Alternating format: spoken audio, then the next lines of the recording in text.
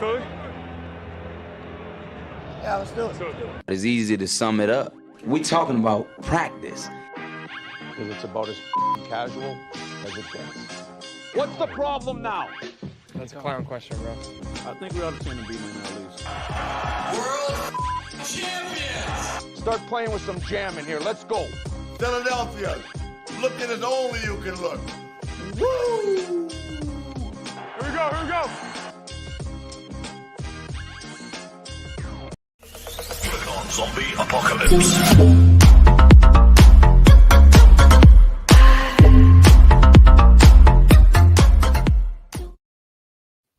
What's going on, everybody? Welcome back to week 21 of the JMP Sports Podcast. My name is Patrick Wilson, and I am proudly joined by my co-host, Jonathan Papp. John, how you doing today? What's going on? Big week this week in Philly sports, minus the Braves, but big week nonetheless. We don't care. Minus about the Braves. Minus the Braves, dude. That's like a big thing that happened for Philly. That should do some things. It just kicks me into stones one more time. Kisses you. I said kick. Kicks me into stones one more time. He said kiss, guys. It's okay. He totally said kiss. Totally said kiss. Yes, he did. Nope. Yes, he did. Nope. All right. Well, we're going to hop right into this. We are switching some things up this week. I don't know if we didn't send a tweet out for this, did we? So this is like a surprise to everybody. Yeah. All right. Well, we are going to do our final recap for Locks of the Week. And we are going to switch it up with another segment that we are going to do at the very end. So stick around if you want to see that. We find it to be hilarious. Hopefully you guys do too. Hopefully you guys will stick around. We've worked a long time for this. What's going on, Ryan?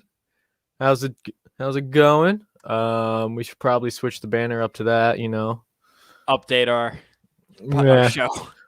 My bad on that one. I was a little slow on that one. But here's our final lock of the week. And also excuse any background noise for me because my house is currently under construction. So there are probably going to be a little bit of background noise, and I apologize for that in advance. But we kind of need to get that going. So, but for the final lock of the week, John, congratulations. I now owe you 2 milkshakes because John ended up winning this month 10-7. And I gave myself a 0 for Dallas Goedert getting over 10 points because I did not think ahead of time thinking that he wasn't playing on Thursday. So, he kind of plays after this podcast. But, it happens. Happens to the best of us. Ryan's living a life over here. I wish I was down there tailgating. Ooh. I know a bunch of people that just go down there and tailgate and just don't go ever into the game. They just watch it outside. I mean, tailgating's the way to go. Like, come on. 9 a.m. See, that's dedication. You have 9 a.m., first of all, for a 4 o'clock game. But then you also have the extra hour that you got to stay out there because you're losing an hour.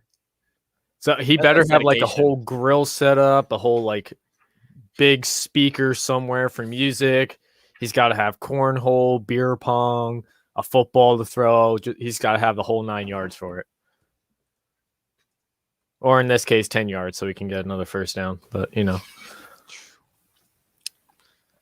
But, yeah, there's the final locks of the week. Congratulations, John. I think overall you beat me 3-2. Let's go. For the 5 months that we've done this. And I'm on a 301. You started off with the first 2, and I just came back in and swept everything else. So, what can I say? You swept me off my feet. I mean, I'm feeling really good right now. Feeling good. Good stuff. All right. So now that the locks of the week are fully done and over with, hopefully we can move on to some better things with this podcast. Yes. I'm really hoping. So seriously, guys, stay to the end. You're going to want to see our next segment, and I'm hoping you get as much of a kick out of it as we do. But first, let's go into the Flyers. I know last week you said they needed 4 out of 6 points, and they got Yes. 5 out of 6. 5 out of 6. I mean, That's amazing. That is amazing. It's really shocking that they just actually do things that we want them to do. Like, it's really shocking. And yeah, it feels good. It feels good to be a Philly sports fan right now. Yeah, yesterday they played really well in the second. That's where they got their 2 goals when they beat Washington 2-1. They played fantastic in the second period, but then in the third they just let it. They were on their heels basically the entire third period. I mean, they had some chances in the third, but for the most part, they were in their own zone. I was not happy about that. What did you think about that? Were you able to watch that game last night? Or I was not, but I was able to read up on Oh, what kind of fan are you? I was working. I wasn't just falling asleep. But I was able to do my own research after the game, and Bro, anybody can watch 23 kids. yeah.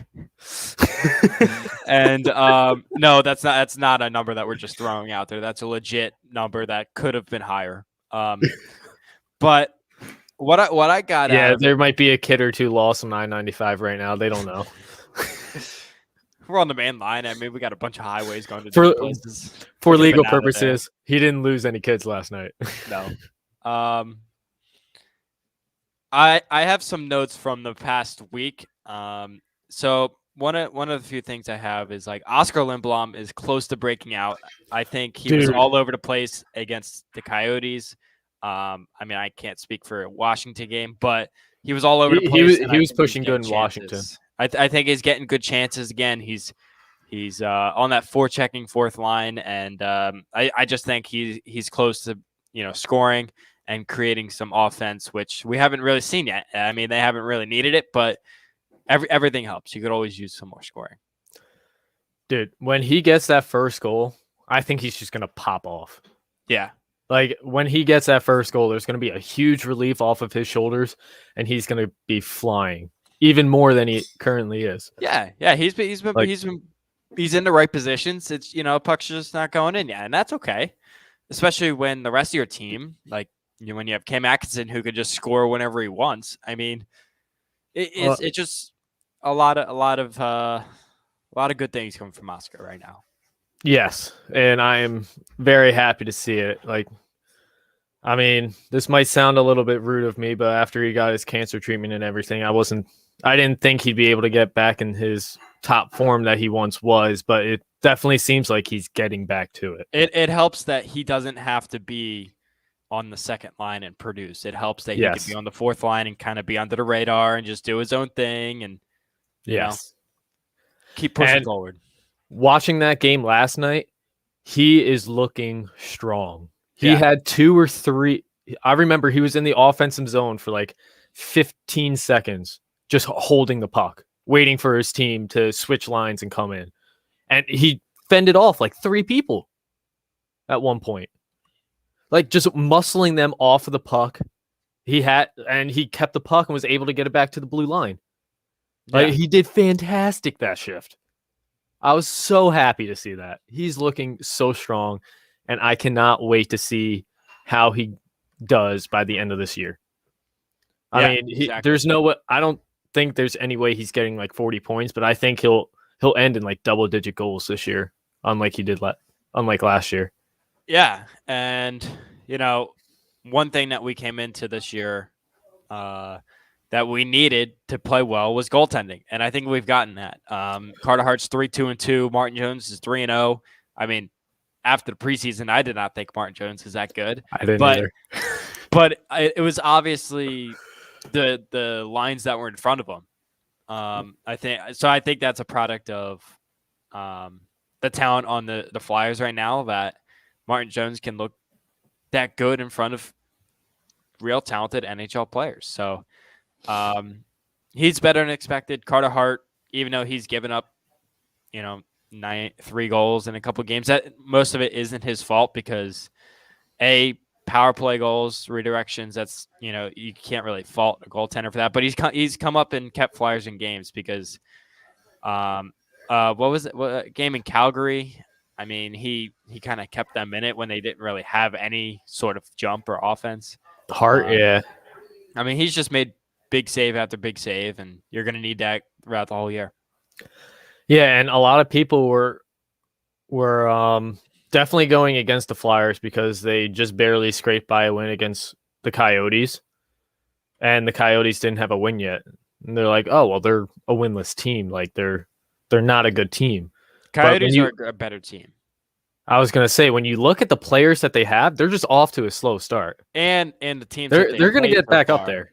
They've played teams. They've played Tampa. They've played Florida. They've played Carolina. I mean, those three teams right there haven't combined like 2 losses or something like that. Yeah. They've played the Rangers. They've played the Flyers. They've played every good team on the East Coast, and it's not their fault entirely. They've just run into major buzzsaws and just. Yeah, I mean, no, Coyotes aren't one of the best teams in the league, but they have good players. And they were pushing against the Flyers. And the Flyers held their ground and got that shutout win. Yeah. Which was awesome. Like, especially for Hart. Like, that was a very good game played by Hart. They had a lot of good chances, and Hart just stopped them all. I can say convincingly he's back. 29. He went 29 for 29 that game. Mm-hmm. Like, that's fantastic.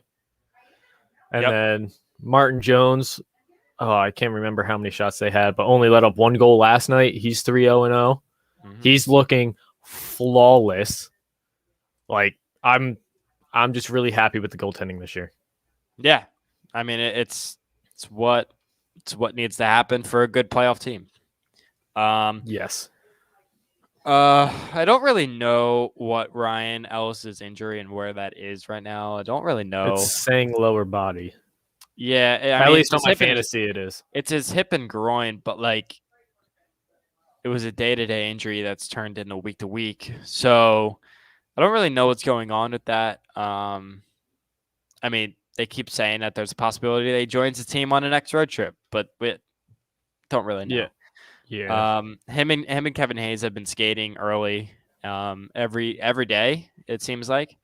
But they're just not that close. I mean, this team's a complete team even without those players right now, and that's really shocking. I mean, when you lose one of your top forwards and one of your top defensemen, I mean, you really should take a hit, but we haven't. We've kind of chugged, went along, and this team is going to be really scary with when Ellis Kevin gets back. Hayes Oh yes, and Ellis, and you don't really know who you're going to throw out. You don't really know. No. Because they're all playing good. Because I mean, Justin Braun's played really well. He has 7 points this year. He's stepped up. It would time. probably be Nick Seeler. Probably. I mean, I like his game, but that's probably the guy that they're going to take out. And then on the forwards, I mean, Kevin Hayes is a centerman, right? So I was happy they took out Knack last night. Yeah. He's gotten way too many offensive penalties recently, and his game just isn't disciplined. I know. So when they replaced him and put him, I think Brown. They put him Brown. Like, trying to think. I think the Flyers only got 1 penalty last night, and they shut that one down. See, here we go. So Patrick Brown's a winger, so he took Knack's spot. I mean, I love Zach McEwen. I love the energy that he brings. I love the toughness that he brings. But here's the thing. Who are we going to take out when Kevin Hayes gets back? I mean, you're not taking out Sean Couturier. You're not taking out Scott Lawton, right? Nope. You're probably not taking out Derek Brassard, right? And you don't want to take out Nate Thompson because he's been playing really well. I mean, the thing is, you can move Lawton to a wing. That's what I was just about to say. You can move Lawton because Lawton has been used to playing wing. McEwen. How about you take out McEwen? Or not McEwen. You take out Patrick Brown and move Lawton to keep him in the third line though, but just move him to wing and put Kevin Hayes. Well, I would move Oscar down to the fourth line, right? Move Oscar down the fourth line. Kevin Hayes put him on the second line, Well, third line. You put him on the third line third line. because second line is Farabee, Brassard, Atkinson. You don't want to break that up right now. Oh yeah, they're I wouldn't break it up. they slowed down a lot. Yeah, but they scored last night, so Okay. I wouldn't break that up just yet. Oh yeah, Brassard scored last. Oh, that's snipe. Yeah, so you just reminded me of that snipe. Whew. yeah, so I mean, my lines would be, I would keep the Coots line with Giroux and Konechny. Yeah, TK's been buzzing a lot. Well, here's something that's super underrated. We all were like, why would Giroux play left wing? But like that has opened up just because we're center heavy. That's opened up a lot of different possibilities. Yeah. And so I would move Oscar down to fourth line, bump Patrick Brown out. So then your fourth line is Oscar, Nate Thompson at center, and Zach McEwen. And then your third line is left wing is Lawton. Your center is Kevin Hayes, and then James Van Riemsdyk on the right. That's pretty stacked. That can secretly be a dangerous line. Stacked. And with Oscar's playmaking ability, that fourth line could, if they get an offensive chance, that could be sneaky good too. Yeah. That seems good. I actually like that a lot. I mean, AB should just sign me right now. I mean, get a degree first, but not if AB signs me. Okay. Yesterday was Rasmus Ristolainen's best game by far, not even close. Dude, not only did he play his assist, without his assist, it's hands down his best game. Yeah, even like usually he gets out of position easy, and the opposition ends up scoring a goal off of it. But last night, even with his hard play and his hits, his defense was He didn't stellar. take a penalty. He didn't take a penalty, which is good. He blocked a decent amount of shots. He had a lot of hits as well. Yeah. And he wasn't really out of position. Like he was good at guarding the wingers. Like he's supposed to be. Like he did really good last night. And then he was also an offensive threat, which I think he's starting to get more comfortable with because that's what he's more known for is his offensive threat. He said after last night that he still hasn't seen the shot that he's heard all about. So his offensive game's still coming. I mean, I just think slowly getting there. I think what we saw with the Sabres was because they didn't have many people that could shoot. So I think that he showed it more there. But with this team, you just need to be able to play solid defense. Last night's obviously an outlier, but if you can play just solid defense and, just move the puck. You don't need to shoot every time. Just move the puck in the offensive end. And yes, this team's going to score. I mean, it's almost impossible for them to score. Yeah, they have a very stellar offense this year. They are looking dangerous. And even their game against the Penguins, I mean, they lost a lot of faceoffs. I mean, they only had like 35% win percentage, which is kind of nuts. That's an outlier for the Flyers right there. Yeah, and they were in that game. They forced overtime. So they're thanks to Lawton's goal. The three keys for the Flyers are win your faceoffs. Win your faceoffs, get the puck in the offensive end, and solid defense. You don't need to be great. You just need to be like okay. Yeah, and then Hart and Jones have been playing fantastic Yeah. as the last line of defense. So I mean, if you play okay defense, don't give them any really good shot opportunities, like you did with the Capitals last night. Like you're gonna be fine. Exactly. Like just take the pressure off of Hart and Jones, let them make the easy saves, and you're set. Right. Like obviously there are gonna be those. Like you can't win every game, so there are going to be games where you're going to let up some bad chances. Hart's going to let up some bad goals. Jones is going to let up some bad goals. It's going to happen. They're not going to be perfect, but if they play smart and take the pressure off of Hart and Jones, there is a solid chance they can be a 50-win team this year. Yeah, even in the Eastern Conference. Yeah, Like, there's a real solid chance that they can be that 50-win team. Yeah. That's all I got for Flyers. That's all I do right now too. Like, All I'm just excited for this week. Bet. Let's get to the Philadelphia 76ers. All right. Let's get to them. They've played really well too. Even with because like most of their teams injured. they played with 8 guys last night. They played with 8. Okay. And they still won. We all know that Ben's out, right? Then you had Tobias out because of COVID. You had Danny Green out because of a hamstring. You had Matisse out because of COVID protocols. You had Whoa.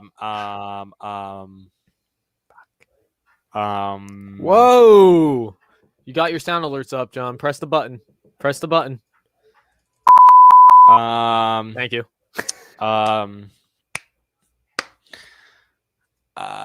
Isaiah Joe is out. I mean, so I don't even know who that one is. he's a really good shooter. Okay. That's all I need to know. He's a young player. He's like 22. He has like, okay. Ooh, he's that's good. he came out of Arkansas and he has the most threes made ever in like NCAA history or something through his college career. Okay. Yeah. So he can shoot. He's just not. He's worked on his defense. His body just needs to get a little stronger to maintain the physicality. But he should be really good. With him being young, he's got time. Yeah. I mean, this is his second year. Wait until his like 4th or 5th year. He'll be real solid. Maybe even next year he'll be real. I mean, he's real solid right now. Okay, Pat. This was the starting 5 last night. Shake Milton, Tyrese Maxey, Seth Curry, Paul Reed, and Joel Embiid. That's still a really dangerous starting line. Well, Paul Reed's is an energy guy. I mean, he's your third backup center, and he's your third backup power forward. Joel Embiid is like an MVP candidate for the past 2 years now. Maxey's your starter. Shake Milton, ever since he's come back, Sixers are 6-0, by the way. And Seth Curry is like one of the more dangerous Seth Curry shooters. is the most efficient shooter of all time. Proving me wrong. Takes after his brother. He's a more efficient shooter than his brother. I'm okay with this. I didn't say better. I said more efficient. Just for the people at home to know, more efficient is different than better. I mean, Doc Rivers got his 1,000th win last night as a head coach. Okay. So what was their record this week? They went 2-1, right? They didn't lose. They've won 6 straight. Oh, so they went 3 now. Yeah, because why did I think they lost against? No, they beat the they beat the Bulls. They beat. I know they beat the Bulls and they Pistons. beat the Pistons. And then they beat the Bulls last night again. Oh, they played the Bulls twice? Yeah, because my dad was at the game Thursday night, I think, against the Bulls, or no. Oh, it was Tuesday a home and night. No, it was early in the week. So you had the Bulls, you had the Pistons on the road. Oh, and then the Bulls again on the road. Yeah, and then So, I mean, they beat that team twice, and the Bulls were like 3rd in the East already. So I did see that. I did reply to that. Okay. I think. Let's just get into Andre Drummond. He's our best. He's Joel Embiid's best backup he's ever had. We thought Dwight Howard was good. Yeah, Andre Drummond said, "Hold my beer." He's so much better. Hold my beer. And he doesn't take dumb fouls. He's a much better passer than anybody we've ever seen from that big inside. I mean, he makes Joel Embiid look small. I mean, Andre Drummond's like thighs are just tree trunks. Sexy. Okay, keep Yeah. going.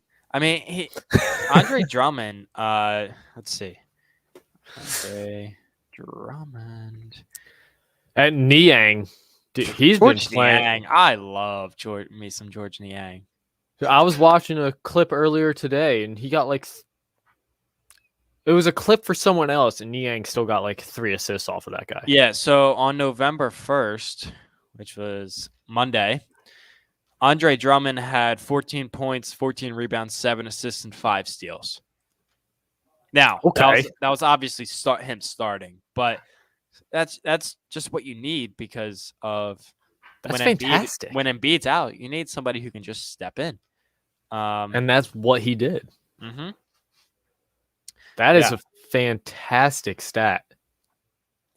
Yeah. So he's played extremely well, and just getting players on smaller deals. Like, put it this way, on November 1st, when who did they play? Who did they play? Let me give me a second. Was that the Pistons? Because November 1st was Monday. Yeah. Or was that the Bulls? And then the Pistons and Bulls again. November 1st was probably the Bulls. It was the Bulls. And Embiid didn't play, I don't think. No, Embiid missed. I think he missed Monday, but was back Tuesday or was back Wednesday and Saturday. Yeah, so no, November 1st was Portland. Sorry. That was a game where Damian Lillard came and we all chanted sucks to everybody else and then cheered him. So he could feel the love if he ever wanted to slide over here. I mean, I loved it. But so that was the game against Portland. Embiid did not play. And Daryl Morey has gotten – we don't appreciate Daryl Morey enough because of this whole Ben Simmons situation. For a combined $13.9 million this year, he's gotten George Niang, Seth Curry, for Josh Richardson, who blows, and Andre Drummond. And against the Portland Trailblazers, you had George Niang put up 21 points, 5 rebounds, 5 assists. You had Seth Curry put up 23 points, 6 rebounds, 5 assists. And Andre Drummond, 14 points, 15 rebounds, and 7 assists. All for under $14 million this year. Like, how crazy is it to have a good GM know what the heck they're doing? I mean, I would take Daryl Morey on the Phillies right now. Just sure. Get me somebody who can just get people on low-level deals like the Braves did to go win the World Series. I mean, it's just what good teams do. Yeah. And I don't think Daryl Morey gets enough credit with this whole Ben Simmons thing looming over him. Which, by the way, I've said before, I like how he's handling the Ben Simmons situation. Yeah, he's handling it really well. I think he's making all the right calls, and he's kind of forcing Ben Simmons to fix his own problems at this point. This whole thing's without Ben Simmons. I mean, this team plays so free and just effortless right now. They play as a team because it used to be, we need to make sure Ben gets involved. So we need to make sure we space the floor for Ben. No, now we space the floor for Joel Embiid, how it always should be. We space the floor to be a better team. It's not for one player. So yeah. And something I've noticed too is Joel Embiid has not been scoring nearly as many points, but not only that, he's doing it for the team because now he's drawing defenders away from other players, and other players are just raining threes at this point. Well, there was a fast break Damian Lillard on Monday was. Let's go 44-yard touchdown in my fantasy league. Who? Tyler Patrick. I don't know who that is. My flex on Denver. So he just got me like 10 points right there. There was a play where Maxey threw the ball in the post to Embiid, and Embiid drew a double team. And Damian Lillard's all on the other side of the court, right? He's defending. He's like caught in the middle of a rotation. So you have Curry on the wing and Danny Green in the corner. And we all know how lethal of a shooter Seth Curry is, and we all know how lethal of a shooter Danny Green is, especially in the corner. Joel Embiid swings the ball or throws it across the court to Seth Curry. Now, Damian Lillard's got to make a decision. Does he leave Seth Curry wide open and defend Danny Green, who doesn't even have the ball, or does he attack Seth Curry and then Seth Curry's just going to kick it to Danny Green in the corner, who's one of the best corner three-point shooters we have in the league? So just the ability where the defender has to think who he wants to leave open, and either way, it's going to be a bucket. I mean, it just every ball that leaves Seth Curry's hands, I think, is going in, no matter what it is. If it's isn't he like 63% shooting efficiency right now? Yeah. something like that. Yeah. It's nuts. It is absolutely crazy. He's feeling good. Yeah. Yeah. Yeah.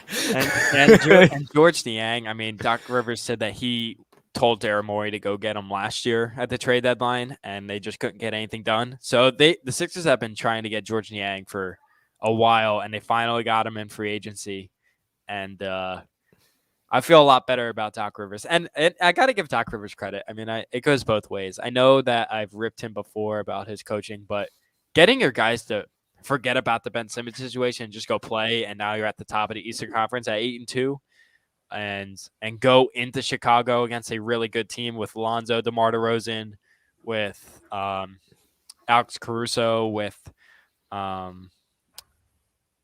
Zach LaVine. I mean, that is really impressive with 8 guys, and it's not even your 8 top guys. It's at least like half of your reserves are. I was gonna say playing 2 or big minutes. you have like 2 or 3 top guys in there. Because you have Embiid and you Seth have Curry. Tyrese and Seth. You have 3 out of the 8 players are your starters, and then the rest are your reserves. That's really impressive, and I give Doc Rivers and his coaching staff a lot of credit. I love it. Yeah, the Sixers are on a really good hot streak. The Flyers are doing really well right now. I wouldn't necessarily say they're on a hot streak, but they're doing really well. But they mean, they fought to get into overtime against the Penguins on the road. Yeah. I mean, it stinks that how the game ended, how it did, and how Dude, by freaking hair. I said something much worse to you. That's what I'm thinking. But by a about. freaking hair. Just the fact that I was thinking of it from the standpoint that Sidney Crosby was out, so I think you had to win that game. But getting a point after where they were in the third period, I think is a moral victory. Yeah. But 5 out of 6 points is awesome. Yes. So I'm frustrated as a Philly sports fan, but after this past week, feeling the good. Flyers and After Sixers, the Eagles beat the Lions 44-6, after the Flyers week, after Sixers week, and with the Eagles, they want to make a playoff push. Got to win today. Or this city's going to be on fire if they win today. I guarantee it. The city's going to be on fire. Talking playoffs. yeah. I mean, we'll see what happens, but we got one other team to talk about before we get into the Eagles. Yeah. You have anything else for the Sixers? Down. No. Way to bring me down. Energy is going to go down a little bit, but sadly, Braves ended up winning the World Series. What does this mean for the Phillies, though? It means that they don't they don't cheat well enough. Everybody else. No, I'm kidding. I mean, it means that. Yeah, I mean, we need to hire Tom Brady to get help. Their new farm director talked the other day, and I didn't catch all of it, but he I like the way that they're moving. I like that they're getting away from Andrew McCutchen, even though I liked him. Unfortunately, they're getting rid of Andrew Knapp. They better bring back somebody but good, because Andrew Knapp in calling games behind the plate is invaluable. It's way better than whatever his back can do. So I'm a little skeptical about that. I'm not a huge fan of that. But we'll just have to see. Yeah, I mean, hopefully. But sorry. But the thing is, the Braves, the main thing that I got out of this is the Braves got an MVP candidate for basically nothing. Well, their MVP got hurt way before the playoffs. It's like, but they traded for somebody that played fantastic throughout the playoffs. Yeah, but we all know that wouldn't have happened. If we traded for the same players, that wouldn't have happened here. We all know it. No, but this is just what I'm saying. Like, this should light a fire under the Phillies manager's bleep, because like they got that MVP candidate. Thank you. They got that MVP candidate for basically nothing. Like, they traded away some horrible player. Yeah. And they got a fantastic player out of it. Like, but the thing is, like, it wouldn't have been the same because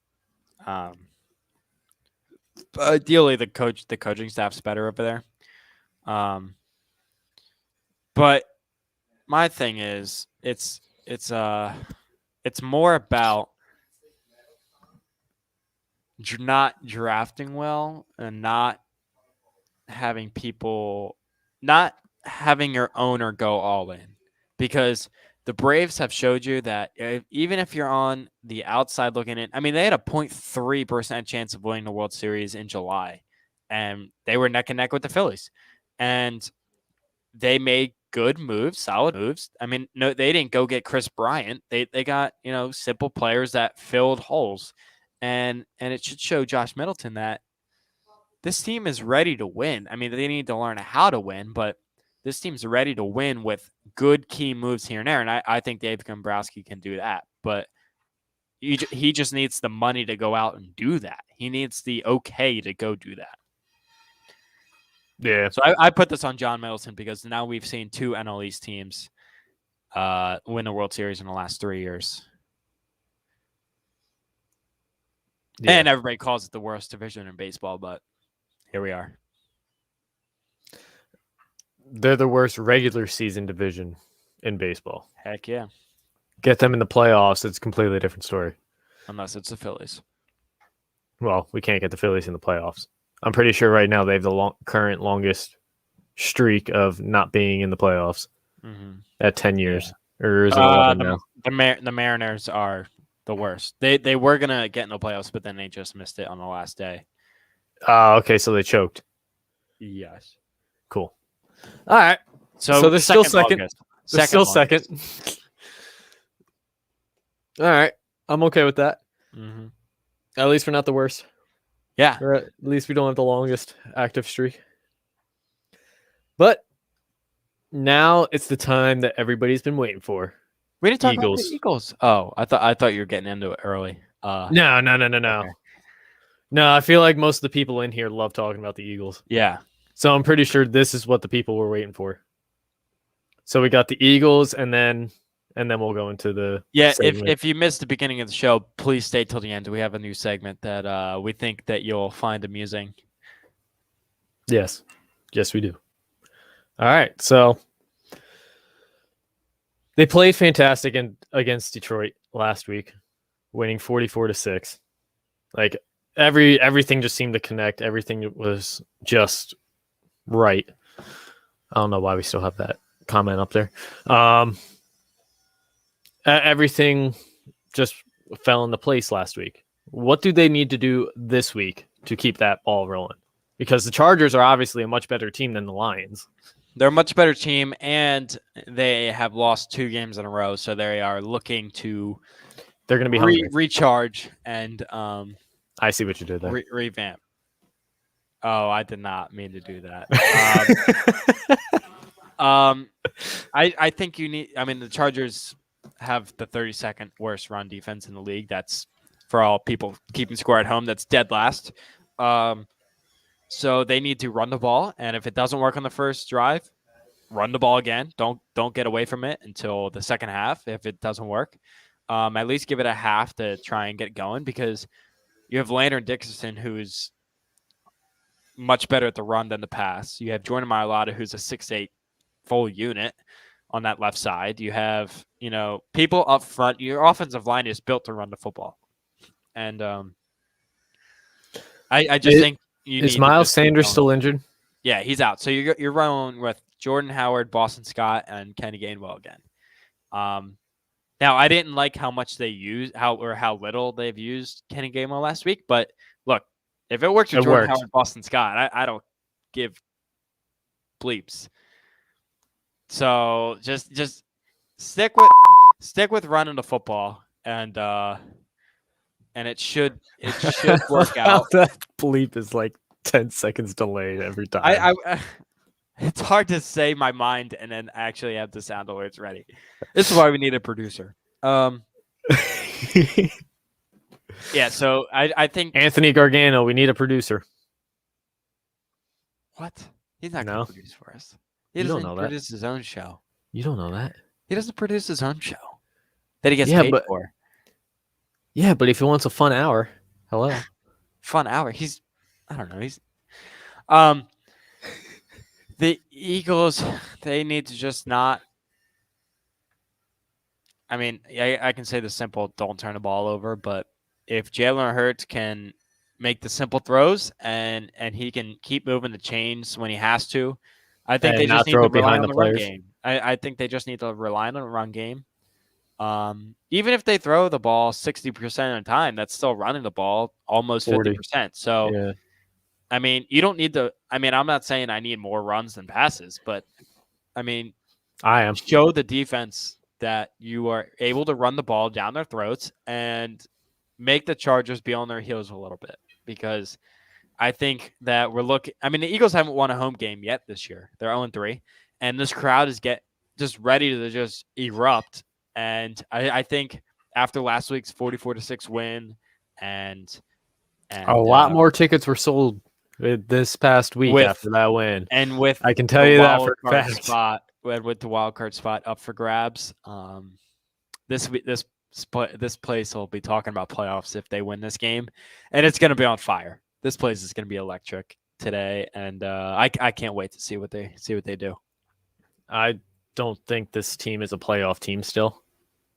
I don't either, but they are one game out of the wild card spot. So, But the thing is, would you rather have them get into the playoffs, lose in the first round, and get like draft pick number 18? Or would you rather have them lose a couple more games and get draft pick number 10 or 8? it's not going to matter. Howie Roseman's still picking, and plus you're still going to have the Miami draft pick, which is going to be in the top 5.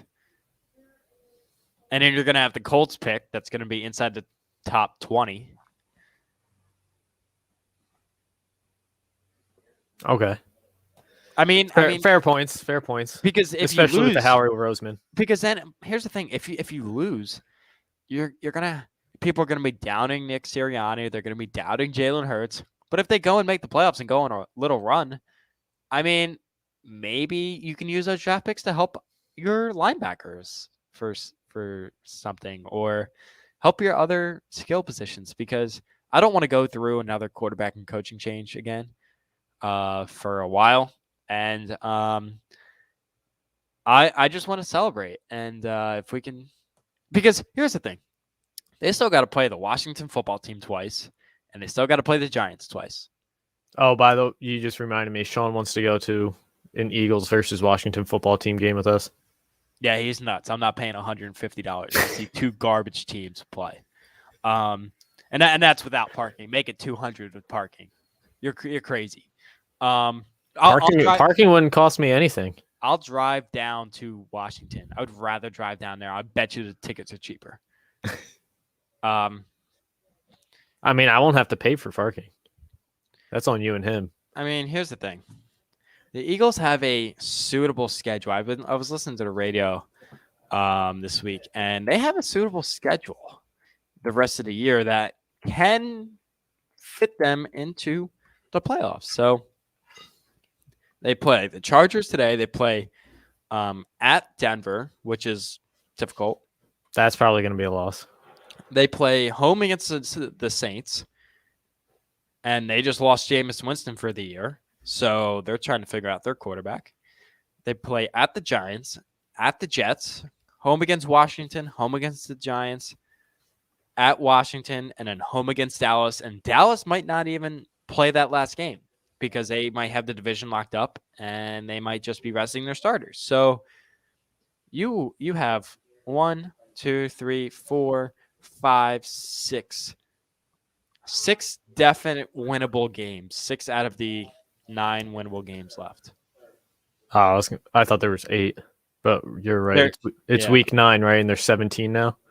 17 games, yeah. Yeah. Okay. So they have winnable games left, and I'm not even counting the Denver game, the Chargers game, and Denver Chargers and Jets. no, and the Saints game. I'm not even counting. Oh, them. Saints. But they're all winnable, though. I mean, the Broncos have slowed down. They're not that good. The Don't Saints say that, lost dude. their I got starting 2 people quarterback. playing for them right now. It doesn't matter if they win or lose as long as your players get garbage time points. Touche. I mean, one dude already got like 10 points off a You 44-yard have touchdown. You have the Saints trying to find their quarterback because Jameis Winston's out for the year, and you have I keep forgetting these 3 games. Chargers. The Chargers, who this is definitely winnable, especially at home. The Saints game's at home too, so you have definite winnable games. Yes, we're talking playoffs. All right. I say the Birds win. You're thinking the Birds are winning today? Birds win 30-20. All right. I know the Chargers are a much better team than Denver. Or not Denver, Detroit. They're 0-2 their past 2 weeks, so they're going to be hungry for a win. They're definitely going to make it a close game, I can tell you that. I'm going to say... People are going to hate me for this. I'm going to say the Chargers are winning today. Fine. Eagles, prove me wrong. I think the Chargers are going to win. I think Chargers are going to win 28-24. Oh, brother, this guy stinks! I mean, I probably still do smell like the bonfire last night. I never took a shower this morning, so you're not wrong. All right. We have our predictions in. You guys ready for this? This is going to be our new segment. John, run the freaking video.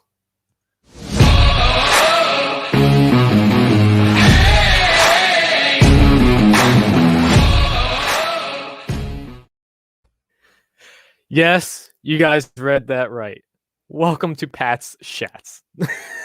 I love the name. Basically, as Philly fans, we're usually disappointed in how the Philly teams are. So this segment kind of finds anybody from around the globe that messes up somehow in a funny way. And basically we say they took a shat. Now,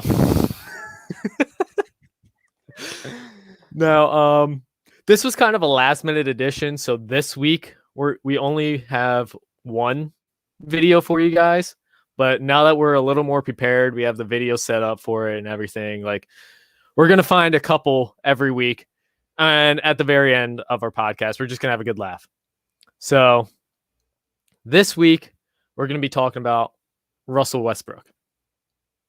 John, full screen that.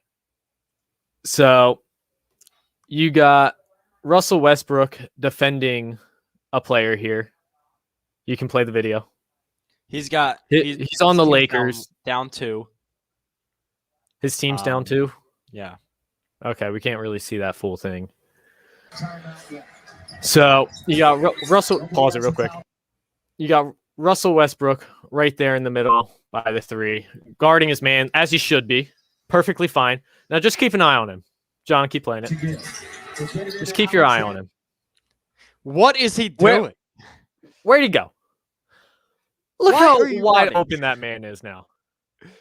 Like, the only thing I can think of is that one quick little sound. Why are you running? Why are you running? Like, where are you running to? Why are you all the way over there?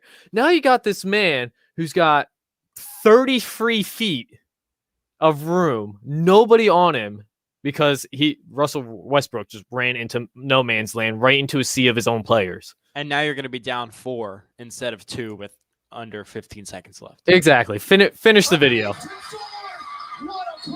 So there you go. And there's the slam dunk. 17 seconds left. They're going to be down 4. Basically, that right there just made his team lose. So we'll run it in full so that you can get the idea of how quickly this happened. Yes. Why is that lagging so badly? There it goes.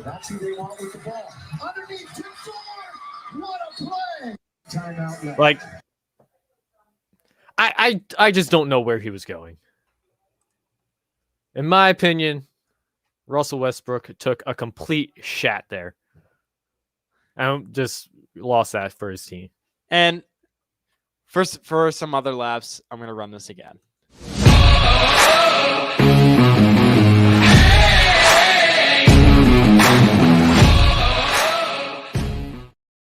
You So have there now you been have it. chatted on. There you have it. That was this week's Pat's Chats. Next Russell week we'll Westbrook have was a, chatted on. exactly. Next week we'll have a couple more videos for you, but that's this week. John, you got anything else for us? I got nothing. Other than that, I'm waiting for these 2 milkshakes when I come home for Thanksgiving break. Ooh, when is that? 2 weeks, I think. Okay. The peppermint milkshake's back at Chick-fil-A. I know. Is that your dad? That's not a sound alert for me. All right. With that being said, we'll cut it out. All right, I'll end the show here. Thanks for watching. Thank you for all who commented and tuned in for us. If you have any Pat Chat segments that you think fits the bill, please add us. Please DM us, and we will find that video and we will show it next week. So please send those videos. We want other people to enjoy this as much as we do, and that, I guess, is it. We will sign off, and we will see you guys next week. Talk to you guys later. Go Birds. Peace out, guys. Go Birds.